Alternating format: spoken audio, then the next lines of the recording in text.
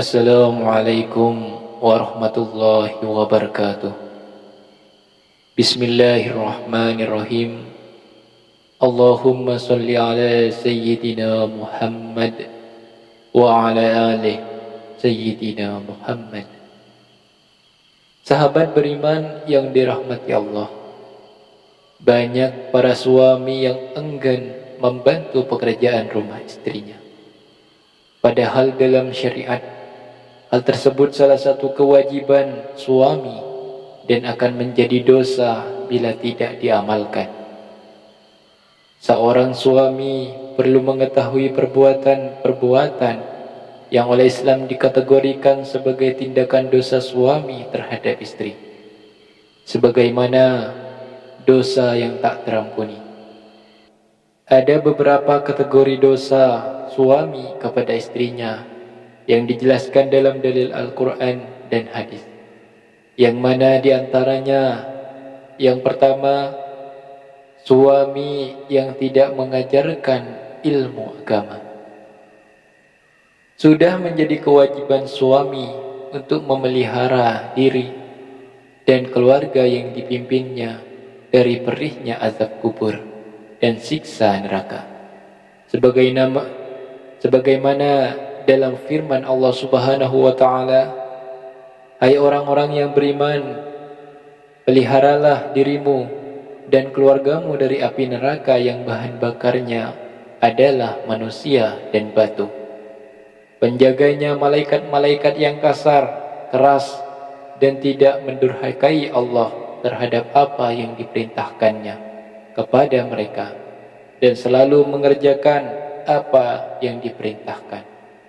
Quran Surat At-Tahrim ayat 6. Yang kedua, suami yang tidak merasa cemburu. Dalam rumah tangga, sifat cemburu sangat diperlukan sebagai bumbu-bumbu dalam cinta. Namun tentu saja hal ini tidak diperbolehkan dilakukan dengan berlebihan. Berikut ini hadis yang menjelaskan mengenai hal berikut. 3 golongan yang Allah tidak akan melihat mereka pada hari kiamat, yaitu seseorang yang durhaka kepada kedua orang tuanya, wanita yang menyerupai lelaki, dan ad-dayus. Hadis riwayat An-Nasai dinilai hasan oleh Syekh Al-Albani. Lihat Asy-Syaihah 674. Ad-dayus sendiri, dayus adalah lelaki yang tidak memiliki kecemburuan terhadap keluarga atau istrinya. Yang ketiga, suami yang tidak memberi nafkah. Sudah banyak contoh para suami yang tak malu menelantarkan istrinya tanpa uang nafkah atau uang belanja sama sekali. Padahal hal ini merupakan dosa yang luar biasa. Bayangkan seorang wanita yang telah rela meninggalkan kedua orang tuanya untuk hidup mengabdi pada suami, bahkan rela mengandung anak dan melahirkannya untuk sang suami. Namun diperlakukan seperti binatang peliharaan yang terabaikan dengan tidak diberi nafkah lahir, sebagaimana hukum suami pelit menafkahi istri. Sungguh suami telah berbuat dosa besar jika melakukan hal ini. Rasulullah SAW bersabda, seseorang cukup dipandang berdosa bila ia menelantarkan belanjaan orang yang menjadi tanggung jawabnya. Hadis riwayat Abu Dawud, Muslim, Ahmad, dan Tabrani. Yang keempat, membiarkan istri bekerja untuk menafkahi suami. Sahabat beriman yang dirahmati Allah, saat ini banyak istri yang memilih untuk bekerja demi membantu perekonomian keluarga. Namun hal ini tentu tidak bisa menjadi alasan bagi suami untuk menyerahkan tampuk kepemimpinan rumah tangga dalam hal mencari nafkah.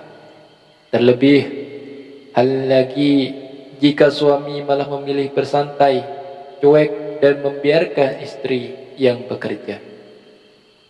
Tidak akan beruntung suatu kaum yang dipimpin oleh seorang wanita. Hadis riwayat Ahmad, Bukhari, Tirmizi dan Nasa'i. Yang kelima, suami yang memiliki perasaan benci kepada istri. Tentunya memiliki sifat benci terhadap istri merupakan salah satu bentuk dosa suami terhadap istri. Rasulullah SAW telah mengingatkan akan hal ini melalui hadis berikut. Janganlah seorang suami yang beriman membenci istrinya yang beriman. Jika dia tidak menyukai suatu akhlak darinya, dia pasti meridhoi akhlak lain darinya. Hadis riwayat Muslim. Yang keenam, enggan membantu istri dalam pekerjaan rumah. Tidak sedikit suami yang tidak mau membantu pekerjaan domestik rumah tangga. Padahal Rasulullah SAW sendiri telah mencontohkan untuk membantu istri dalam persoalan rumah sekalipun. Beliau Rasulullah membantu pekerjaan istrinya, dan jika datang waktu sholat, maka beliau pun keluar untuk sholat. Hadis riwayat Bukhari. Yang ketujuh, menyebarluaskan aib istri. Aib istri tentu juga merupakan aib suami yang harus ditutupi, bukan yang harus disebarluaskan. Sebab jika demikian, maka suami telah melakukan dosa terhadap istri. Sesungguhnya di antara orang yang paling buruk kedudukannya di sisi Allah pada hari kiamat adalah seseorang yang menggauli istrinya dan istrinya menggaulinya, kemudian dia menyebar rahasia-rahasia istrinya. Hadis riwayat Muslim. Yang kedelapan, poligami tanpa mengindahkan syariat. Islam tidak melarang poligami, namun hal ini harus mengikuti syariat Islam. Sebab jika dilakukan di luar syariat Islam, maka hal ini merupakan dosa suami kepada istri. Kemudian jika kamu takut tidak akan dapat berlaku adil, maka kawinlah seorang saja. Quran Surat An-Nisa ayat 3. Yang kesembilan, menyakiti dan berbuat buruk pada istri.